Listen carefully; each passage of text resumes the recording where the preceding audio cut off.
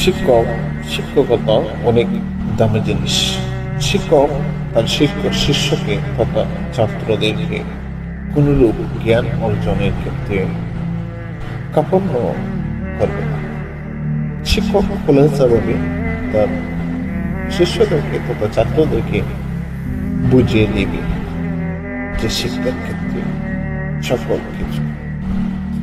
শিক্ষকের করণীয়তার ক্ষেত্রে শিক্ষকরা গুরুত্বপূর্ণ কোনো কর্ম, কোনো বক্তব্য ছাত্রদেরকে দিবে এবং তা থেকে বিরত থাকার জন্য নির্দেশ দিবে। শিক্ষকদের গুরুত্বপূর্ণ আচরণ এবং কর্ম থেকে বিরতের জন্য তার ছাত্রদেরকে নিষেধ করবে। ইশারার মাধ্যমে, তাদেরকে কথার মাধ্যমে, আদেশের মাধ্যমে, স্নেহের মাধ্যমে তাদেরকে যেগুলো খারাপ সেগুলোর ক্ষেত্রে বুঝিয়ে দেবে। হুমকি তুমকি মেরে এভাবে করে তাদের ভীতির পর্দা দূর হয়ে যাবে। সেজন্য খেয়াল রাখতে হবে, শিক্ষক এমনভাবে তার ছাত্রদেরকে বোঝাবে যেন সে ছাত্র শিক্ষককে সেভাবে বোঝাবে।